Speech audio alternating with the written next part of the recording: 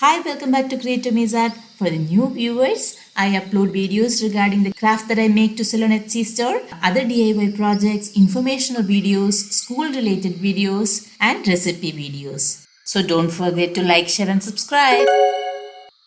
So today we are going to read the book, The Ramayana for Children, The Girl Who Chose by Devdutt Patnaik.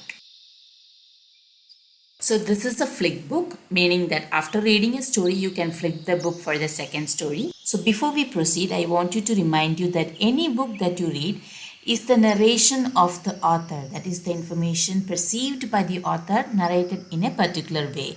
So these two epics, the Mahabharata and Ramayana, is also the narration from the author's point of view. To invoke the interest in my child for the two epics, the illustration was superb, so I chose this book to start with. If he is interested more, you can get him the actual Ramayana and Mahabharata as the second step. So let's start the first step of reading this book.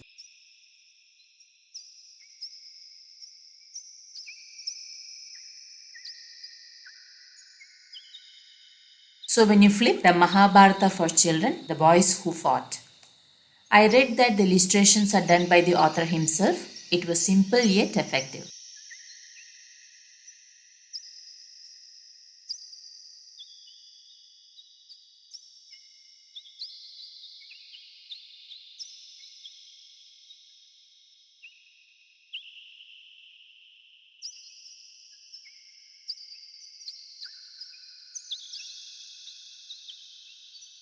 Within infinite myths lies an eternal truth. Who seizes it all? Varuna has but 1,000 eyes, Indra 100, you and I only 2. Contents are divided based on her 5 choices. Today we are going to read her first choice. The story of Ravana, Ram, or Sita. Once upon a time, there was a man called Ravana, also known as Pulatsya, being descendant of Rishi Pulatsya from his mother's side. He was king of Lanka and ruler of Rakshasas, who tricked a princess called Sita, dragged her out of her house in the forest, and made her prisoner in his palace. He was killed by Sita's husband Ram, the Sun Prince. The story is called the Pulatsya Vadham, or killing of descendant of Pulatsya. The story of Ravana's killing is a part of a longer tale called the Ramayana, which tells the story of Ram from his birth to his death. However, in the din of Ravana's cruelty and Ram's valor, something is often overlooked: the story of Sita, the girl who chose. Valmiki, author of the Ramayana, tells us how Sita is different from Ram and Ravana. Ravana does not care for other people's choices, while Ram never makes a choice. As being the eldest son of a royal family, he is always expected to follow the rules. But Sita, she makes 5 choices. And had Sita not made these choices, the story of Ram would have been very different indeed. That is why Valmiki sometimes refers to the Ramayana as the Sita Charitam, the story of Sita. Long ago, Valmiki wrote the Ramayana in Sanskrit. 1800 years ago, Jains wrote their version of Ramayana in Prakrit. 1600 years ago, the Ramayana became part of many Sanskrit plays. 1400 years ago, the Ramayana reached Southeast Asia thanks to storytelling sailors and merchants. 1000 years ago, Kamban retold the Ramayana in Tamil. 400 years ago, the Ramayana was retold in Telugu, Odia, Bengali, Assamese, Malayalam, Kannada, Marathi, and Hindi. 150 years ago, Valmiki's Ramayana was translated into English for the first time. The Ramayana sure has a long history. Her first choice: Shiva, who sits on Mount Kailash and from whose locks flows the Ganga, had a bow called Pinaka. It was a magnificent bow with which Shiva had brought down the 3 flying cities of Asuras using a single arrow. Asuras lived under the earth in a place called Patala and often fight devas who live above the sky in a place called Swarga. Asura once built three flying cities to drive devas out of Swarga. These three cities could only be destroyed by a single arrow, which made them impossible to damage. So the devas turned to Shiva for help, as only he had the mighty Pinaka that could shoot such a lethal arrow in a single shot. Shiva handed over this bow to Janaka, king of Mithila, but it was too heavy for any human to lift. Don't worry, said Shiva. Your daughter will lift this bow and your son in law will string it. For they will be the avatars of Lakshmi and Vishnu. Vishnu has already taken birth as Ram in the house of Dasharatha, the sun king of the sun city, Ayodhya. Lakshmi is said to be born in your house. I, Vishnu, will descend from Vaikunta as Ram, eldest son of the Sun dynasty. I, Adisesha, will descend as Lakshmanan and serve both Sita and Ram. I, Lakshmi, will rise from the earth as Sita, daughter of Janaka. Lakshmi is the goddess of wealth and Vishnu is her protector. Vishnu often takes a human form. He is born in this form and eventually dies. This mortal form of an immortal being is known as Avatar. Every year, the people of Mithila would till their fields and sow their seeds before the rains and harvest the crops after. The king would be invited to do the first tilling of the field using a golden plough. That year, as Janaka was ploughing, he hit an obstacle. Was it a rock? Janaka dug the earth and found a pot, and in the pot, a little girl. He was thrilled to see her. Is this the daughter Shiva had spoken about? He wondered. I shall call her Sita. She will be my earth princess.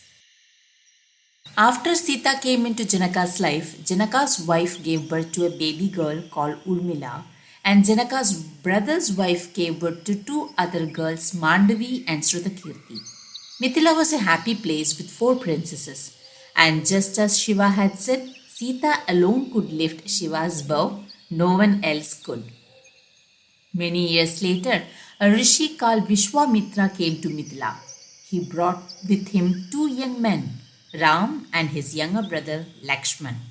They were two of Dasharatha's four sons. The other two, Bharata and Shatrughna, had stayed back in the palace as their father did not like all his four sons being exposed to the dangerous Rakshasas of the forest. Rishis live in the forest appreciating nature, plants, and animals. They believe that humans could control the earth with farming and mind with rules. Rakshasas disagree. Hence the conflict between Rishis and Rakshasas. Vishwamitra had asked Dasharatha's son to help him rid the forest of Rakshasas. Dasharatha's sons had been trained in archery by another rishi called Vasishta and thus was believed to be good warriors. True enough, much to Vishwamitra's delight, Ram successfully killed the ferocious Rakshasa woman called Tadaka, also driving away her two companions, Shubahu and Marichi.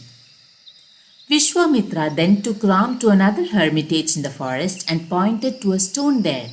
This was once a woman called Ahalya. She was wife to a rishi named Gautama. He saw her in the arms of Indra, king of gods, and was so upset that he cursed her to turn into stone. It was a rash response and one that Gautama regretted, for now he could not reverse the curse to bring back his beloved wife. Can you reverse it for him, Ram? You, who took life of Tadaka, can you give Ahalya her life back? Ram understood clearly that forgiveness was better than punishment, so he touched the stone and wished for Ahalya to come back to life. And lo and behold, she did. Her joy knew no bounds. Gautama was happy too, as was Indra. News of this radiant sun prince who killed Tadaka and liberated Ahalya had reached Mithila even before the arrival of Ram. Janaka invited Ram, his brother, and the sage Vishwamitra to his city. Maybe Ram was the prince who could string Shiva's bow and be his son-in-law as Shiva had foretold long ago. To everyone's amazement, Ram picked up Shiva's bow easily. Not just that, he also bent the bow to string it as he was asked to. Only he bent it too hard and it broke. Hearing the sound of the bow breaking, a sage called Parashurama rushed to Mithila. If you can break Shiva's bow, then you must be Vishnu on earth. Are you Vishnu? He asked Ram. Ram did not know what to say. Parashurama handed Ram a bow, saying, if you can hold my bow, it means you are Vishnu. And that woman you are about to marry, Janaka's daughter Sita, is Lakshmi. And sure enough, Ram picked up Parashurama's bow, who smiled. Blessed is the earth, for now Ram is here, he exclaimed. I did not choose my husband. My father and Shiva's bow chose Ram for me. Sometimes in life we don't get to choose, but that's not always a bad thing. You have to trust and hope for the best. Janaka was happy to hand his daughter to Ram in marriage. Sita's sisters married Ram's brothers. Lakshmana married Urmila. Bharata married Mandavi. Shatrughna married Shrutakirti. They all went to live together in the big palace in Ayodhya, where they were welcomed by Dasharatha and his three queens Kaushalya, Sumitra, and Kaikeyi. Now that my sons are married, I should retire, declared Dasharatha.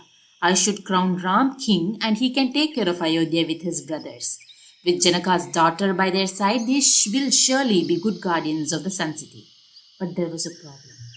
Kaikeyi, Bharata's mother, was not pleased to see that Dasharatha was going to make Crown Prince Ram the heir to the throne. She wanted her son to be the new king of Ayodhya. Her maid Mantara told her, if Kaushalya's son become king, then your son will be his servant and you will be the mother of a servant. Kaikeyi did not like this at all. In Mahabharata, the sage Markandeya tells the story of Ram to Yudhishthira. It is called the Ramopakayana. Here, Brahma directs a celestial being known as Gandharva to take birth as Mandara and goad Kaikeyi into asking Dasharatha for two boons. It was all part of a big plan to get Rama to go to the forest and kill the Rakshasa king Ravana. So Kaikeyi reminded Dasharatha of the two boons he had offered her a long time ago when she had saved his life in battle. I want my son Bharata to be crowned king of Ayodhya, and I want Ram to go and live in the forest for 14 years. Dasharatha protested, but a promise was a promise. The rulers of the Sun City were called the Sun Kings because they dazzled by virtue of always following the rules of the land. If the rule said that a king must always keep his promise, then the promise would be kept. When Ram learned of what his stepmother wanted and of promise made by his father, he decided to leave the kingdom immediately. The promise would be kept. The rules would be upheld. The Sun King and the Sun Prince would dazzle as their ancestors did. Lakshman would always accompany Ram wherever he would go. I will come with you, he said, discarding his royal robes like his elder brother had and wearing forest dwellers' clothes made of bark instead. In the Puranas, Lakshmana is called Adisesha, the serpent with 1,000 hoods, on whose coil sleeps Vishnu. The two are eternal companions. So will I, asserted Sita. Ram said that the forest was not a place for a woman. You should stay in the palace with my parents and your sisters and wait for my return, he said. But Sita would not listen to him. She said, you are bound by rules, but I am not. I am free to choose. I choose to follow you. This was Sita's first choice. Who will take care of Ram and Lakshman when they are in the forest? They are princes who are used to servants and warriors who know how to fight. But do they know how to find water and how to make friends with birds, beasts, and bees? My sister can look after our father-in-law and our mother-in-law and the city of Ayodhya. I will take care of the Sun Prince and his brother. Urmila also wanted to follow her husband and her sister, but Lakshman begged her to stay.